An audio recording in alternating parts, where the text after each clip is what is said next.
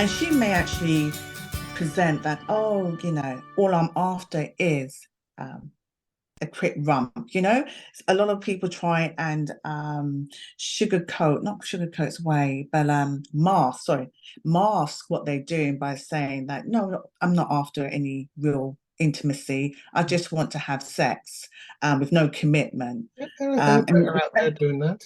Yeah. yeah, and some women may feel that is the case, but in order to mask the kind of, maybe, as you said, a lot of the shame perhaps or guilt they may be experiencing, that may be the masking of it Absolutely. through telling herself that, right?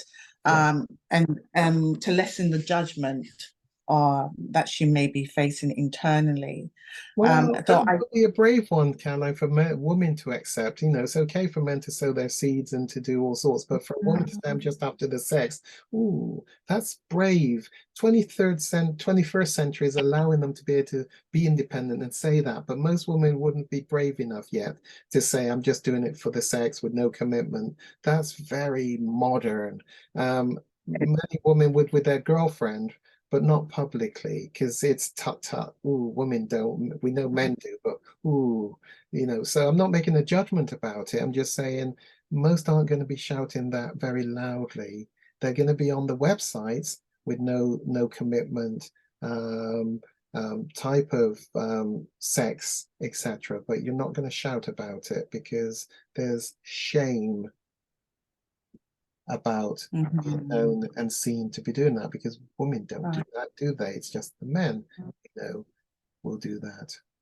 Yeah. Mm. So I'm not sure many would come out and be as bold as to be public that I'm just doing it for the sex. Yeah, and I suppose that with the over 40s, we're born a generation where our reputation was what was very important, right? Our sexual reputation Yeah. for women over 40s. The younger generation, the millennials and younger, Yeah. they seem to have a different perspective on things. Yeah, they do. Yeah, yeah. Yes, they And do. so, yeah, so that's very I mean, all of these things are really helpful for the over 40s to discuss. And so we're going into the areas where there may be kind of assumptions or stereotypes, right, with porn and a sex and addiction. So we're looking at gender and also with porn, children.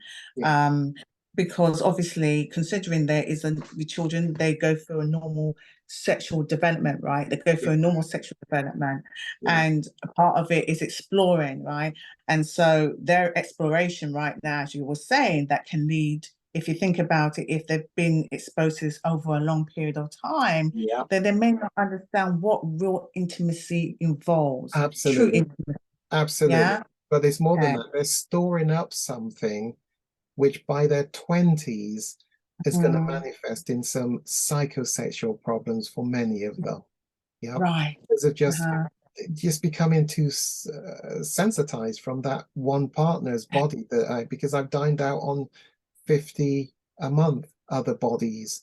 So being able to get aroused, keep an erection, being able to have orgasms with this person rather than me, myself, and I, because I learned to masturbate.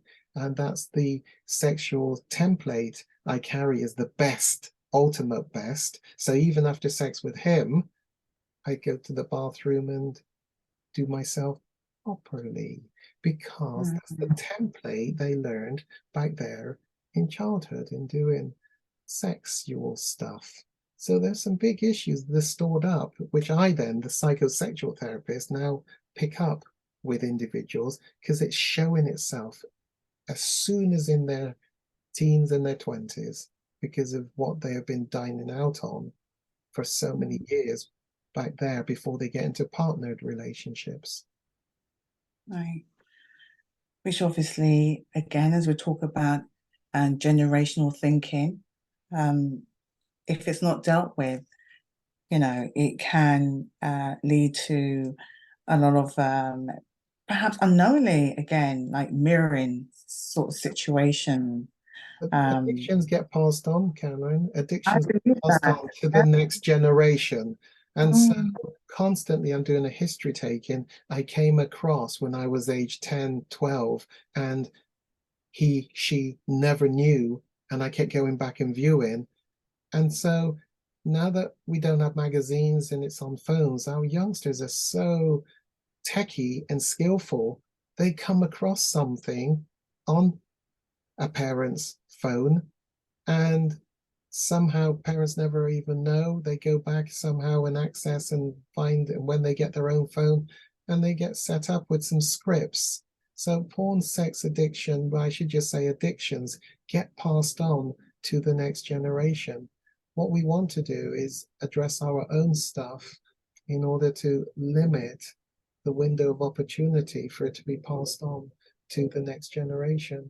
And remember, porn, sex is not about porn. It's not about sex. It's all about a way of self-soothing and managing emotions. That's what's going on. But over the years of going back to the behaviors, what I'm doing is the hamster wheel. When I feel negative, this is what I do. Feel, then they get paired up. When I feel, this is just what I do. When I feel, this is what I do. What they don't realize, though, is the body had become use dependent on the dopamine, oxytocin, serotonin fix, potent neurochemicals, and the physiology of their body got changed to become use dependent on those drugs. So what they become addicted to is not porn and sex, it's those chemicals to get it into their body. And it's all about the chase, the anticipation, the expectation, the click on the mouse on the next page, which is pumping those dopamine into the body. It's not the sex. Often the sex is a wet squid, an anticlimax. I do mean it as a pun. It's the chase. It's the chase. And so, like anything, really, when we talk about neurotransmitters, the brain can be rewired. When you're addicted Yes, it to can. the yeah. Yeah, it And can. so, and so that's your work, right? Is looking at that. Yeah, yeah. Okay. That's a really important message is you can recover from porn, sex, love addiction. Absolutely. The brain can be rewired. But please, people, there cannot be a quick fix because what we're not working with is what you've been doing for the past 5 years or so.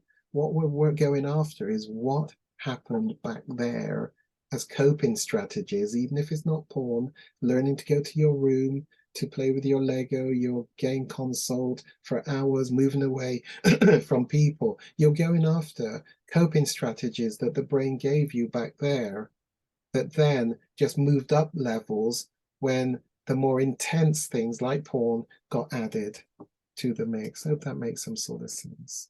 Over 36,000 downloads of the Sex, Porn, Love Addiction podcast in just 2 years. You're missing out. Take a look.